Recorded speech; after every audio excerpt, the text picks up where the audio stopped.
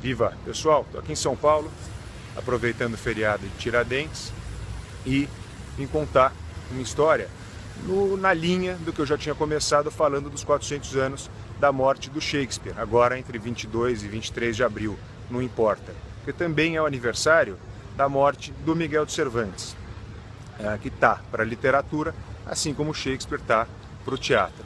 E vim contar uma história dos paulistas de 400 anos, os chamados quatrocentões, os bandeirantes, nessa casa, que é a Casa Bandeirista do Itaim Bibi.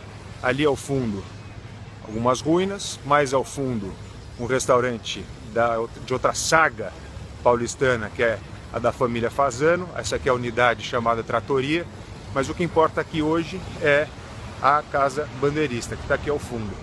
Ela ficou muito tempo abandonada, era um terreno que servia para estacionamento, foi destelhada, entrou em ruínas, e depois, numa conciliação entre o dono do terreno, os empreendedores, que construíram aqui atrás um prédio impressionante, e que a gente já vai ver, e os órgãos de preservação do patrimônio, a casa foi restaurada e hoje convive um diálogo muito interessante com essa arquitetura contemporânea que está aqui na Avenida Faria Lima. O que define a Casa Bandeirista é essa construção básica, quadrada, um alpendre ladeado por uma capela e um quarto de hóspede para receber outros bandeirantes que vinham pela estrada. Bom, mais ao fundo tinha os outros cômodos e tal, mas não é possível entrar na casa. A casa nem é mobiliada e nada, ela está aqui só como exemplo e preservação da história dos bandeirantes. E que tem a ver o Miguel de Cervantes com isso? Bom, a obra mais conhecida do Miguel de Cervantes é Dom Quixote de la Mancha. E quem seriam o Dom Quixote aqui em São Paulo?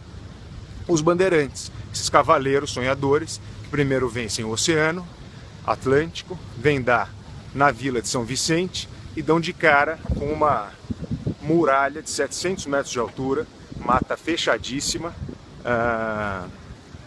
um terreno praticamente impossível, e vencem também.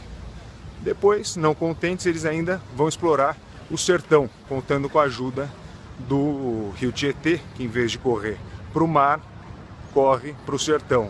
Sem dúvida é uma bênção que definiu o que São Paulo é hoje e também o que é o Brasil. Bom, do lado de cá está a Avenida Faria Lima, com toda essa arquitetura muito interessante, essa nova arquitetura contemporânea, esse prédio que dialoga aqui com a Casa Bandeirista, que também é muito interessante, e ainda cabe contar um pouco da história de quem seria o Sancho Panza, que fazia que trazia Dom Quixote para a realidade, o companheiro de Dom Quixote, o fiel escudeiro de Dom Quixote, que trazia o sonhador para a realidade. No caso de São Paulo, talvez o Sancho Panza fosse o João Ramalho.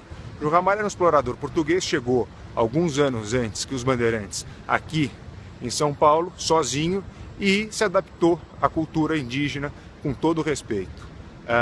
Só andava nu, tinha várias mulheres e convivia muito bem com os índios. Quando chegam os bandeirantes, ele promove a conciliação entre os jesuítas, os bandeirantes, os padres jesuítas, os bandeirantes e o cacique Tibiriçá, que era o sogro dele, pai da Índia Bartira, e outros grandes chefes, maiores ou menores, dependendo da hierarquia da época, também fez filho em filhas de outros vários chefes locais, que eram os donos do pedaço na época, e promoveu essa primeira conciliação entre os portugueses, alguns espanhóis e os índios, que eram os donos do pedaço aqui.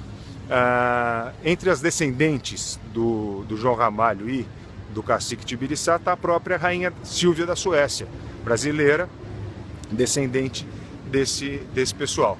Bom, que é o nosso pessoal, né? Que é a nossa origem de todo paulistano, de todo paulista.